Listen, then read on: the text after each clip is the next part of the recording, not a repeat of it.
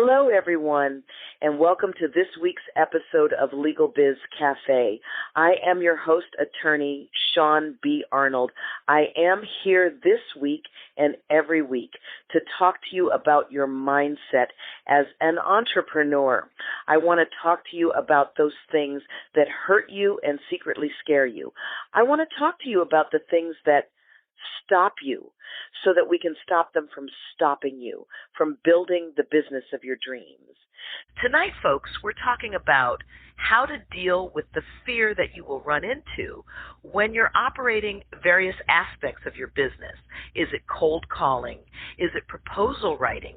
Where's your nemesis? Is it going on appointments where you're supposed to close the account and get the business? Is it getting your business up and running and doing the things that you want it to do? What is it that has you feeling afraid? You'll undoubtedly tell me, shoot, I ain't scared. I ain't scared of nothing or nobody. Well, maybe just a little. We've all heard that you have nothing to fear but fear itself. We're supposed to take on fear head on, but we all have lapses now and again where we get stuck in that fear. Well, some people will tell you that fear is false evidence appearing real. That's from the spiritual crowd that teaches us that if we feel fear, then we are not aligned with the creative force. That creative force being God, Allah, Spirit, Source, the universe, whatever you want to call it. So what is your fear really about? What is stopping you? You know, when I first started my business, I started doing some cold calling and had to stop so I could post to my Facebook page an affirmation of my stepping into my destiny and receiving the full abundant measure of it. I went through all of these gyrations because when I went to go pick up that phone, I felt pure fear in the pit of my stomach. So what is that about? What is that fear sensation? Some will say it is trepidation of the unknown. Better the devil you know than the devil you don't, right? And you know this is true in some cases, but it's not true in every case. I like to consider myself to be the adventuresome type, meaning I tend to leap and grow my wings on the way down, but I don't leap over pits.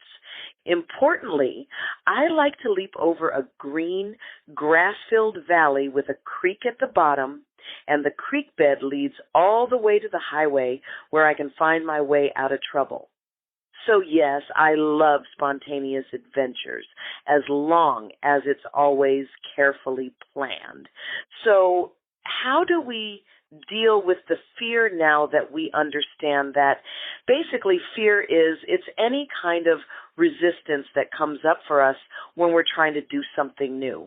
We're trying to do something out of the ordinary that we know we're supposed to be doing for our business, to build our business. Cold calling is a perfect example.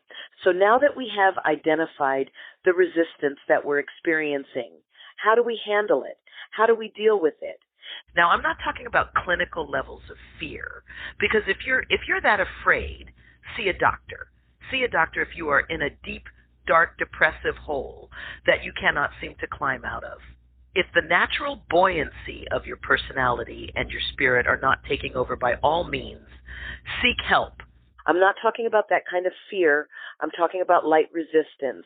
And when I say light, I mean it stops you in your tracks, but it doesn't prevent you from getting out of bed in the morning. I'm talking about limiting beliefs that you have about yourself, thoughts like you're not good enough or smart enough because you don't have the right education. You didn't go to the right school. You don't have the right friends or the right connections. You don't dress right. You don't have the right style sense. You're not tall enough. You're not short enough. You're too skinny. You're too fat. You know, these are the types of ridiculous limiting beliefs that I'm talking about. But I'm also talking about when you are stuck with a limited vision, your prospects in business. What is your dharma? Your purpose for being here? Do you believe that you contracted to come this way to embody flesh and blood? If you do believe that, why? In your opinion, why are you here? If you clue into that why, you may feel a lot less fear. If you spend some time really seeking the answer to that why, I suspect the fear will start to diminish. Spend some time meditating. You can do that either solo or you can do it guided. I do a lot of meditating, and I like to go to YouTube and look up transcendental meditation and chakra cleansing, relaxation music, meditation music. There are a lot of different things that I will type in, and it gives me a lot of different types of guided meditation music, some of which are chants, some of which is music, some of which sounds like gongs or bells and chimes ringing. There are different types of auditory stimuli to help focus your mind, to help open your chakras, and help you deal with the stress that is stopping you in your world.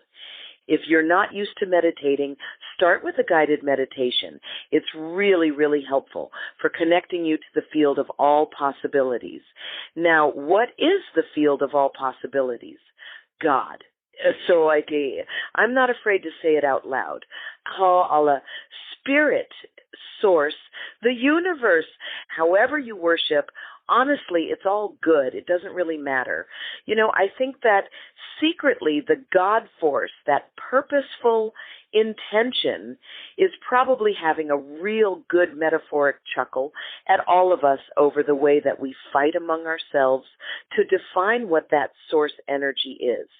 I don't think that it really matters how we define it. I think it only matters that we hook ourselves up to it. So meditate, pray, ask, scream, or cry.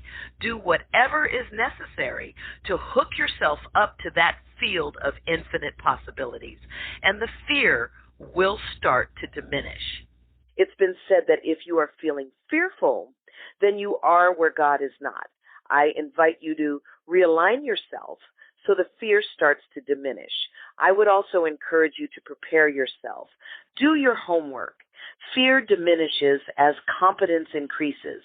That's why you hear me tell you each and every week to maximize your competence, to get the confidence you need to succeed. You see, if you stay ready, you don't have to ever get ready. I have a client that has an opportunity to teach internationally, and this client has products that are ready to sell to those students. This client has teaching modules that are ready. This client is ready to go. This client has absolutely no time for fear because she's ready to go. So are you ready to go? Have you prepared yourself? Have you learned all the things that you need to learn in your niche industry so that you can be the chosen professional to satisfy your marketplace? When you really know your stuff, that's when you have no time for fear. That's when everything flows to you the way it should. If you can't get things to flow, I encourage you to ask for help. When you need help, ask for it, and don't stop asking for it until you get it. Now, this could mean in a life or death situation. Get yourself out of danger, but we're here talking about entrepreneurship. So what does it mean to ask for help? It means form a mastermind team. It means find yourself a mentor. You've heard me say it time and again. Every world-class performer has a coach, a mentor. It's necessary for you, who is seeking to be that world-class performer, to reach out to find somebody who is in the space where you want to be, who knows something that you don't already know. Swallow your pride and your ego and reach out to that individual and have them mentor you.